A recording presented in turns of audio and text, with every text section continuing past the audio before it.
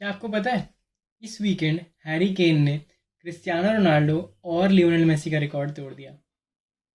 This weekend Harry Kane became the fastest player to score 20 goals in a season and he took just 12 games to do it. Cristiano Ronaldo को ये same चीज़ करने में 13 game लगे थे और Lionel Messi को ये same चीज़ करने में 17 गेम्स लगे थे। दोनों ही 14-15 सीजन की बात है ये। हैरी केन अगर ये फॉर्म सस्टेन कर लेते हैं और अगर वो यूसीएल जीत जाते हैं, world cup deep run is almost certain for England. कई बार वो नॉकआउट्स में चली जाती है deep, that should happen for them. But अगर वो ये फॉर्म सस्टेन कर लेते हैं, I guess he is the outright contender for the Ballon d'Or at this moment. Apart from that, अगर हम उस गेम पर आते हैं जिस पे हमने लास्ट वीडियो में फोकस किया था, which was Liverpool versus Manchester United, the game did not go as it was expected unfortunately. But ये गेम शुरू कहाँ पे होता है? ये गेम शुरू होता है जब इस गेम के लाइनअप्स आते हैं और एक नैरेटिव बन जाता है कि एमोरिम ने शेस्को को क्यों बेंच कर दिया और वर्ड्स भी नहीं खेल रहे, तो what is the plan here. और जैसे ये गेम ख़त्म होता है तो ये नैरेटिव बिल्कुल स्विच हो जाता है कि एमोरिम ने तो एक मास्टर क्लास खेल दिया। Liverpool have been outplayed and the gamble has paid off. But I don't agree with that at all. ऐसा नहीं था कि यूनाइटेड ने बहुत अच्छा कोई गेम खेल दिया है, एक टैक्टिकल मास्टर क्लास आपको देखने मिली, ऐसा बिल्कुल भी नहीं था। दी ओनली थिंग वॉज कि यूनाइटेड ने एक चीज़ बहुत अच्छी करी, and which was their willingness to win the second ball. Senne Lammens जो कि यूनाइटेड के गोलकीपर हैं, उन्होंने इस गेम में 45 लॉन्ग बॉल्स खेली। 45 long balls, which is the most that any goalkeeper has played since the start of the last season in one game. But in 45 long balls में से सिर्फ 8 सक्सेसफुल पासिस थे। So you might ask what happened to the other 37 balls.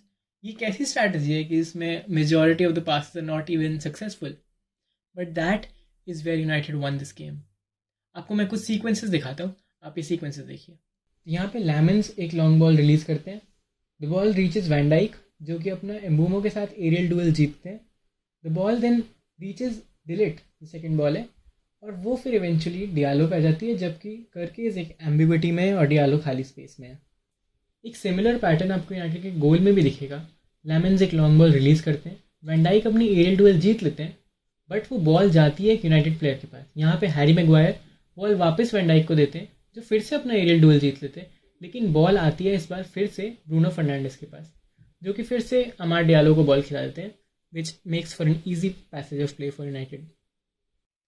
United with their eagerness to win the second ball, उन्होंने कई बार successfully manage कर लिया initially Liverpool के जो लेफ्ट बैक थे मिलोस करकेज, उनको आइसोलेट करना, and it worked out very well. Because जब वो आइसोलेट हो गए, एक एम्बिगुअस पोजीशन में चले गए where he did not know where to go, वो कभी वैन डाइक के पीछे स्टक हैं, वो स्पेस कवर करने के चक्कर में जब वो स्टक थे, तब जो यूनाइटेड के राइट विंग बैक खेले अमार डियालो, उनको बहुत टाइम मिल गया to play a calculated pass, to wait for the moment, to वो एक बॉल निकाल सके, उनको टाइम मिल गया इन चीज़ों का, and that is where United took the game. However ये ग्रिप, ये कंट्रोल ग्रेजुअली लूज होता गया गेम में, which is why I am saying कि एक टैक्टिकल मास्टर क्लास या आउट प्ले करने का एग्जाम्पल नहीं था। बिकॉज इवेंचुअली ये गेम फिर एक it was tossing around, moments का गेम बन के ही रह गया इवेंचुअली, कि मोमेंट्स में डिसाइड हुआ। ऐसे ओवरऑल कंट्रोल किसी भी टीम का नहीं था। As and when the game progressed, जैसे जैसे करता गया, United became weaker in possession. वो कई बार बॉल लूज़ करने लगे। जब बेंजामिन सेस्को आए तो बॉल लेफ्ट की तरफ ज़्यादा जाने लगी कंपेयर टू लॉन्ग बॉल्स में, लेफ्ट की तरफ ज़्यादा जाने लगी compare to how it was in the initial phase. जब वो राइट की तरफ जा रही थी एम्बूमो की तरफ, उनको वो इनवाइट कर रहे थे वैन डाइक को एरियल डुएल्स में, एंड वहाँ से अटैक बन रहे थे। तो इवेंचुअली गेम फिर से यूनाइटेड के हाथ से इन टर्म्स ऑफ कंट्रोल निकलता गया।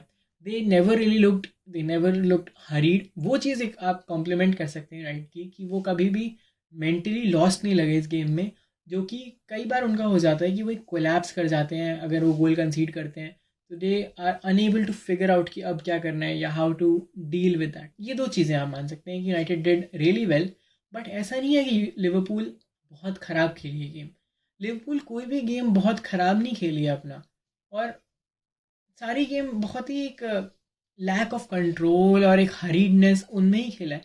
और सिमिलरली ये वाला गेम भी, as if they are scared of having the ball, they do not know, they haven't trained with the ball, कुछ इस तरह से लिवरपूल खेलती है। ऐसा नहीं है कि वो चांसेस नहीं बना पाते, सिर्फ दो ही गेम्स हैं जिसमें लिवरपूल अपने ओपोनेंट से कम एक्सजी बना पाई है एक गेम में। एक वो न्यूकासल वाला गेम, और एक क्रिस्टल पैलेस वाला game. Apart from those games हर गेम में लिवरपूल ने ज़्यादा ही XG बनाया है, but they not clinical enough to take those chances. These are the problems that Liverpool has been facing. Similarly that's what I mean to say, इसका ये मतलब नहीं है इस गेम का कि this sets United in a different direction और अब उनका सीजन शायद स्टार्ट हो गया है, दे लुक फॉर्मिडेबल, ऐसा बिल्कुल नहीं है। They looks very similar figure to what they have been looking since this season has started, not the last season but this season has started। और सिमिलरली लिवरपूल का भी जैसा उन्होंने सीजन स्टार्ट किया है केओस हरीडनेस में, वैसा ही था ये गेम। सिमिलरली जो गेम लिवरपूल जीती भी 1-5 वाला अगेंस्ट फ्रैंकफर्ट, वो गेम भी ऐसा नहीं था कि Liverpool it looks like Liverpool are back, अब वो बन गई है टीम, अब सेट हो गई है, okay this is how they had to play. ये भी नैरेटिव आपको देखने मिलेगा कि सलाह बेंच हो गए तो गेम सेट हो गया, टीम सेट हो गई, ऐसा बिल्कुल भी नहीं है। सलाह तो गैलेटासराय वाला गेम भी नहीं खेले थे, but Liverpool lost that game. Salah has been off of it, but he is not the only problem at Liverpool. There are multiple problems, and वो शायद gradually ठीक होती जाएंगी। The game sets them in a good direction mentally, but same आप patterns देखेंगे, early concede कर लेना और बॉल को पोजेशन में रख ना पाना, या फिर ये चीज़ पता ना होना कि क्या करना है, ये आपको फ्रैंकफर्ट वाले गेम में भी दिखेगा। ऑफ कोर्स सेट पीस से गोल आ गए उस गेम में, तो नैरेटिव थोड़ा चेंज हो जाता है, या फिर ज़्यादा गोल्स हैं, जैसा कि स्लॉट ने बोला भी कि once we were 3-1 up it becomes easier to control the game. तो वो सारी चीज़ें तो रहेंगी, बट इट्स नॉट कि लिवरपूल क्योंकि वो गेम हार गई तो दे लुक बैड, या फिर ये वाला गेम जीत गई बहुत अच्छे मार्जिन से तो दे लुक फिनोमिनल। वो एक सिमिलर ही प्लेटूड स्टेट पर है as of now, where they are still trying to figure out how to play. जो गेम वो हारे भी, उनमें भी वो ऐसा ही खेल रहे थे, मोमेंट्स में वो गेम हार गए, और जो ये गेम जीते ये भी, जो ये गेम मोमेंट्स में तो नहीं जीते, बट जो इनिशियल गोल्स आ गए उसके बाद तो गेम क्रूज ही हो गया, दे वर क्रूजिंग। बट ये सारे ही गेम्स उनके मोमेंट्स पे ज़्यादा डिपेंडेंट हैं, and it's not sustained period of control. Slot काफ़ी इंसिस्ट करते हैं इस चीज़ पर कि टीम्स उनके अगेंस्ट लॉन्ग बॉल्स खेलती हैं, अब टीम्स लॉन्ग बॉल खेल लगी हैं। वो उन्होंने यूनाइटेड वाले गेम में भी बोला, और वो बोलते आए जो भी गेम्स हारी है Liverpool. But I don't understand कि इस चीज़ की साइकोलॉजी क्या है, या फिर what he intends to get out of it. I mean it's great if he knows what the opponents are doing, but that's not the complete job. The job is to solve the problem as well. But it's great अगर वो जानते हैं, hopefully he is working towards the solution to fix it, and he fixes it soon, because games are coming fast. अभी Brighton है, and then Real Madrid also come pretty soon. So it's going to be a pretty challenging period for Liverpool, and they have to figure out how they want to play. Arsenal, on the other hand, had a brilliant week of football. उन्होंने Fulham वाला game भी जीता, which kept them at the top of the table, और अपना Atletico वाला match में तो they were phenomenal. मतलब जिस तरह के वो सेट पीसेस खेलते हैं, it often is used as a joke on them, set piece FC और ये तरह की चीज़ें, but nobody does it like they do. उनकी कितने एफिशिएंट सेट पीस टेकर्स हैं दोनों ही, डेक्लन राइस और Saka delivered the ball in the match against Fulham on the weekend, and Declan Rice played a phenomenal ball to Gabriel against Atletico Madrid. इस quality की balls मैंने तो कभी देखी भी नहीं है कि इतनी रेगुलरली, इतनी एफिशिएंटली, इतना for a tactic to be dependable it has to happen regularly. The player should be able to do it regularly, perform it at the highest level regularly. Arsenal do it because the balls are delivered at such frequency into the box. अगर ये balls ही deliver ना हो तो कुछ भी play नहीं होगा, and they have amazing, outstanding set piece takers, and that's where the entire tactic comes from. और ऐसा नहीं है कि they are nothing without the tactic of set pieces. They are a phenomenal team. Arsenal have been the toughest team to score against in the Premier League for the last 2 seasons now, counting this one 3. वो बहुत ही कम goals concede करते हैं, और goal scoring में वो top 3 top 4 रहते ही हैं। It looks like it is the year for them, at least in the Premier League. The UCL may be slightly more challenging, but in the Premier League it looks like this is the year that Arsenal make it. Apart from Arsenal, Real Madrid और Barcelona ने भी अपने दोनों games जीते over the weekend and in the UCL। Real Madrid had a little more challenging of a week. उन्होंने दोनों games ही 1-0 जीते। हिताफे वाला मैच भी काफ़ी चैलेंजिंग हो गया था, काफ़ी ट्रिकी हो गया था एंड में, और यूवेंटस वाले गेम में डी ग्रेगोरियो का आउटस्टैंडिंग गोल कीपिंग का display, it almost look like region of Buffon, जो उन्हें डबल सेव्स करे 2 बार। almost looked like he was impervious. वो खाएंगे ही नहीं गोल. But because of a moment of brilliance of Vinicius, तो rebound पे Jude Bellingham का गोल गया and Madrid got the goal. That's good for them. Barcelona on the other hand, एक उनका comeback रहा और UCL वाला game था, that was an absolute rout, and I guess they are prepared better for the Classico in my opinion because of the return to form of Lamine Yamal. वो काफ़ी formidable लग रहे थे, and Rafinha is also back in training. Rashford looks to be firing, so it looks like Barcelona are better placed right now for the Classico that comes. I think Barcelona will be winning that game, not by a big margin, but maybe by margin of 2 goals, like 3-1 or something of that sort, is what I think. Hopefully not. I hope Madrid wins, but that's what I feel right now. अब अगर हम move करते हैं हमारे इस game week के premiere league के बड़े फिक्सचर्स पर, तो इस बार भी 3-4 फिक्सचर्स हैं जो कि स्टैंड आउट करते हैं थोड़े, which can be looked at, and the first of them being Arsenal versus crystal palace. I think this is going to be the game of the weekend because Arsenal are facing a very tough opponent and Crystal Palace are too. ये दोनों ही teams काफ़ी मुश्किल हैं to score against while they manage to create good enough opportunities. Crystal Palace बहुत ही high quality chances बनाती है compared to Arsenal जो कि एक high volume of chances बनाती है. So it's going to be an interesting game to watch. Crystal Palace अपना game हार गई थी अभी यूरोपा में, but they look like a formidable team anyways. So it should be the game to watch for this. Arsenal would be looking to stay on the top of the table.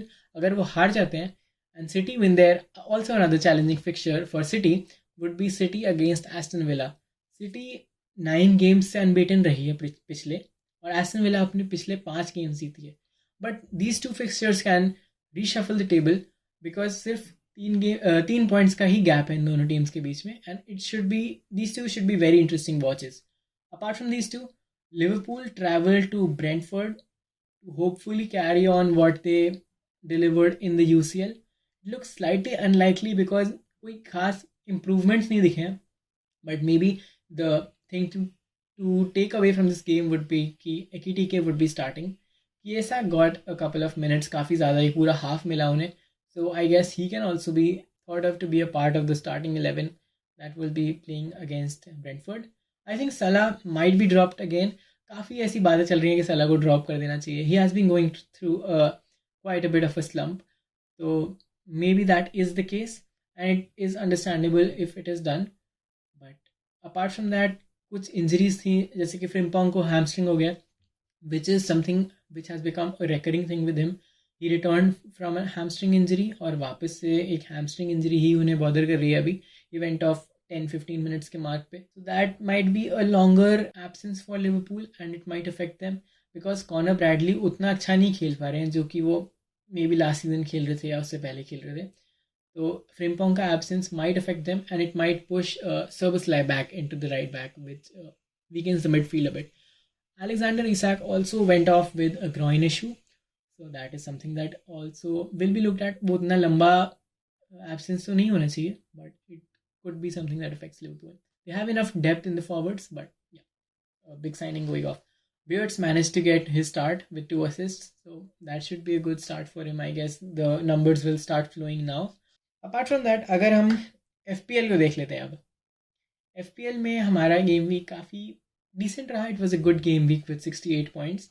The gamble or the punts that we took on Enzo did not pay off. क्योंकि Enzo did not play, तो वो transfer थोड़ा waste हो गया हमारा, at least पिछले game week के concern में. But it is something that will be going ahead with this game week as well. I think the Enzo transfer will pay off because वो पेनल्टीज़ पर होने चाहिए और वो काफ़ी गेम में इन्वॉल्व रहते हैं, लेट रन्स भी करते हैं, तो he should be a part of the game. So that is something that I am still going to be holding on to. The other 2 players जो कि मैं I am looking to offload are Reijnders and Joao Pedro, because काफ़ी spectator से बन गए हैं ये. इनका ज़्यादा रिटर्न नहीं आता है, कोई बस मिनट्स प्लेड वाले रिटर्न रह रहा है. राइंडर्स के तो मिनट्स भी have been dropping with every game, so that is something to be looked into. But मैं शायद अभी ना करूँ ये ट्रांसफ़र, मैं इस वीक होल्ड कर लूँ because Chelsea plays Sunderland. That might be something where Pedro gets a return. Although Sunderland is a very difficult team to score against, they have been very solid defensively, तो वो चीज़ देखनी पड़ेगी. But next week, I guess the transfer that I'll be making is Joao Pedro for Philippe Mateta from Crystal Palace. मैं इस week नहीं कर रहा हूँ ये transfer simply because they play Arsenal, and it's kind of foolish to bring in a player who plays against Arsenal because Arsenal just are that formidable of a team. So that is something that Mateta is someone to look into. Enzo is someone to look into. And finally, the third player that I'm really following is Munoz from Crystal Palace as well. Because आप उन्हें देखो इतने ज़्यादा darting runs बनाते हैं. He is always involved in the attacking gameplay. So I think he's someone who is bound to get returns as the season progresses. So that is also someone that you can look into. Apart from that, I guess that's enough for this video. So I'll try to catch you in the next one. I'll try to make another one of these next week. I hope you liked this one. Please like and share this video and also subscribe to my channel. Thank you.